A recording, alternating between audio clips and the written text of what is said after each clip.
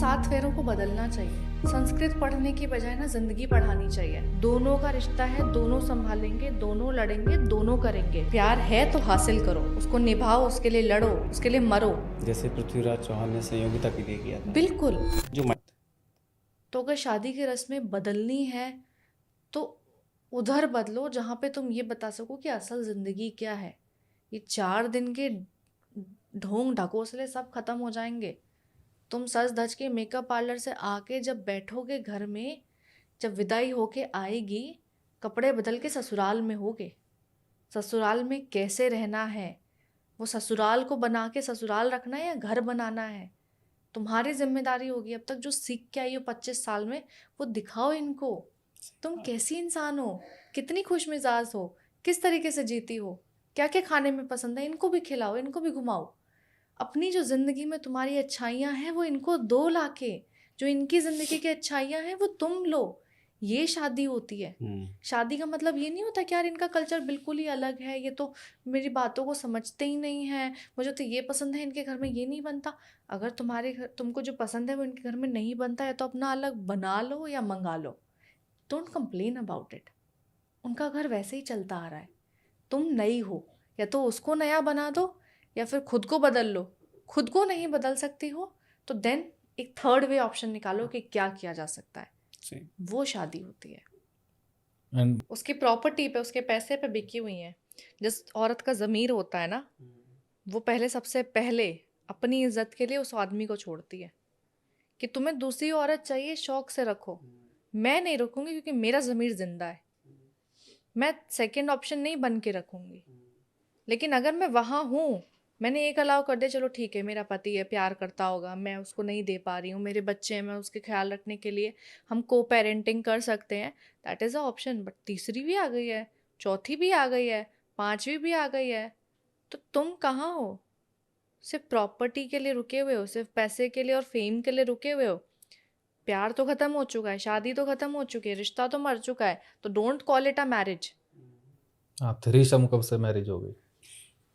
नहीं भाई, दे से वी आर सिस्टर्स। ये बकवासबाजी है। ये बहन वो वाली ऐसी चीज थोड़ी है ना होती है कि यार। किसी के पास पैसा है तो उन्होंने इसको नया रिचुअल बना दिया। ये है, हर वो आदमी जो किसी मुकाम पे या किसी को इन्फ्लुएंस कर सकता है ना, तो वो उस चीज को प्रूफ करने में जरा भी नहीं झिझकता कि मैं सही कर रहा हूँ। और ये समाज भी ये कहता है कि भाई वो तो कुछ भी कर सकता है, उसके पास है। तो इवन वही से है। तो ओपन मैरिज ना, ओपन मैरिज का मतलब क्या है कि हम दोनों शादी में तो रहेंगे, बट तुम किसी के साथ जाओ, मैं किसी के साथ जाऊं, ये जस्टिफाइड है because we are in a open marriage. क्यों? बिकॉज पैसा है उसको जस्टिफाई करने का। अदरवाइज उसको अफेयर बोला जाता अगर दे पैसा नहीं होता तो। और गलत है भाई, देखो देखने वाले भी हम ही हैं, प्रेज करने वाले भी तो हम ही हैं। वही है, आप एक आदमी आवाज उठाता है, उसका कमेंट डिलीट हो जाएगा, इतना ही फर्क है। उठाओ सारे, जाके खड़े हो जाओ।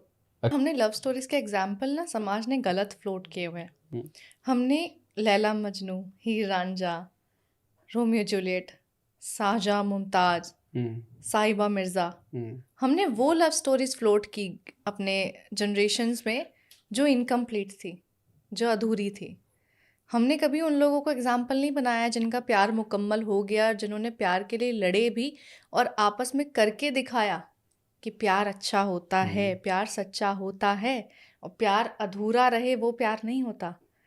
प्यार है तो हासिल करो, उसको निभाओ, उसके लिए लड़ो, उसके लिए मरो।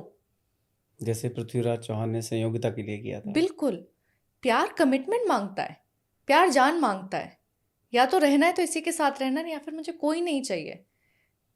और ये जो, अब मैं अगर आपको मिर्ज़ा साहिबा की कहानी सुनाऊँ ना, मिर्ज़ा साहिबा दोनों आपस में बहुत प्यार करते थे। अब जो साहिबा थी वो घर से भागी बिकॉज उनके जो पेरेंट्स थे, उनके जो भाई थे, उनको मंजूर नहीं था। अब मिर्ज़ा के साथ वो भागी और मिर्ज़ा के घर में उस दिन उनकी बहन की शादी थी। तो उनकी बहन उनको रोक रही थी कि नहीं भाई आप मत जाओ, और वहाँ पे कुछ भी हो सकता है, आप आज मत जाओ, आज मेरी शादी है। वो मिर्ज़ा ये बोलता है कि नहीं, मैं वापस साहिबा को लेके आऊँगा, उसको मेरी ज़रूरत है। मिर्ज़ा ने अपनी कमिटमेंट को पूरा किया, साहिबा को उसके घर से उठाया, घर से लेके गए। वो थक कर एक के पेड़ के पास जाके बैठे। अब पेड़ के पास जब जाके बैठे थे तो मिर्ज़ा बैठा हुआ है टेक लगा के पेड़ के पास में। उनके पास वो तीर कमान उस वक्त पे चलते थे, उनके तीर उन्होंने साइड में रखे हुए हैं और साहिबा भी उनके साथ में लेटी हुई है। अब इन दोनों की आंख लग जाती है। साहिबा को अचानक से ना एक आहट सुनाई देती है घोड़ों की आवाज़ की। वो देखती है दूर से तो उसको दिखता है कि उसके बाप और भाई आ रहे हैं पूरी फौज लेके। अब उसको ये लगता है कि ये फौज लेके आ रहे हैं, इसके पास तीर हैं, ये मिर्ज़ा जो है यहाँ पे बैठा हुआ है। अगर इन दोनों की लड़ाई हो गई तो गलत होगा, मिर्ज़ा को बात करके समझाना चाहिए। तो मिर्ज़ा जब सो रहा था तो साहिबा ने जैसे ही देखा घर वाले आ रहे हैं उसके सारे तीर को तोड़ दिया। घर वाले आए, मिर्ज़ा से कोई बात नहीं करी, उसको बहुत बुरी तरह से मार दिया। मिर्ज़ा ने वहीं दम तोड़ दिया। अब इसमें गलत कौन था? प्यार गलत था? नहीं, लड़की गलत थी। अगर समझाना था तो भागने से पहले समझाते। अगर जब बात लड़ाई की आ गई, जब देख रहे हैं कि सामने वाले हथियार लेके आ रहे हैं और भीड़ में आ रहे हैं, मेरा बंदा अकेला है, तो उसके हथियार को तोड़ना नहीं था, हथियार अब उठाना। हथियार उठाना था, उसके लिए लड़ना था, उसके साथ लड़ना था। अगर घर वालों के लिए इतना ही प्यार था, अगर वो इतनी ही बातों से समझने वाले थे तो फिर भागे क्यों? अगर वो इतने ही अच्छे तो फिर भागे क्यों? तो ये जो समाज में इनकम्प्लीट लव स्टोरीज की, इनकी लव स्टोरी को बहुत एकदम बना दिया कि यार इनका प्यार बहुत अमर था। क्या अमर था? लड़की की वजह से वो लड़का मर गया, ये किसी ने नहीं बताया। लैला मजनू की कहानी में लैला ने मजनू को सिर्फ इस वजह से छोड़ा था, तुम मेरे पापा के आगे घुटने टेको, अगर तुम मेरे बाप के सामने आके घुटने नहीं टेक सकते हो, मेरे लिए भीख नहीं मांग सकते हो, तो मैं तुम्हारे साथ नहीं आऊँगी। मजनू ने अपने पहले बाप को भेजा, उसका लैला का बाप नहीं माना। मजनू फिर खुद गया उस लड़की के बाप को मनाने के लिए, लैला के बाप को मनाने के लिए। लैला का बाप नहीं माना। लैला के बाप ने जब बहुत सारा उल्टा सीधा बोला मजनू को, तो मजनू ने उल्टा जवाब दे दिया। लैला की तो वहाँ पे सेल्फ रिस्पेक्ट जाग गई, तूने मेरे बाप के साथ ऐसे कैसे बात कर दी, मैं तेरे से शादी नहीं कर सकती हूँ। मजनू वहाँ पे पागल हो गया लैला के प्यार में, सिर्फ लैला लैला करता रहा। क्यों? क्योंकि उस लैला को प्यार से ज़्यादा उस टाइम पे ये लगा कि यार इसने तो घुटने ही नहीं टेके, घुटने टेके तो थे, कितना झुकता, कितना मरता, तुमने क्या किया? समाज ने प्यार के जो उदाहरण दिए हैं इस दुनिया को, वो गलत दिए हैं। प्यार का मतलब हमेशा से साथ निभाना था, चाहे परिस्थिति कैसी भी हो, सिचुएशन कैसी भी हो, साथ निभाना था। सिचुएशंस के हिसाब से, सौदों के हिसाब से, शर्तों के हिसाब से साथ निभाना प्यार नहीं होता। ये करेगा तो मेरा प्यार है, ये नहीं किया तो मेरा प्यार नहीं है। शर्त नहीं होती प्यार में, प्यार में सिर्फ प्यार होता है। फिर वो ना ये कम होता है ना ज़्यादा होता है कि तुम मेरे से कितना प्यार करते हो, तुम मेरे से कम प्यार करते हो, ये मेरे से ज़्यादा प्यार नहीं। प्यार सिर्फ प्यार होता है, उसमें कोई तराजू नहीं होता। ये इनका अभी इन्होंने जो बोला उससे मुझे एक याद आया कि हमें ताजमहल तो याद है क्योंकि किसी अमीर रईसजादे ने बनाया था, लेकिन पहाड़ काट के दशरथ मांझी ने भी तो ये बताया था कि मोहब्बत क्या होती है।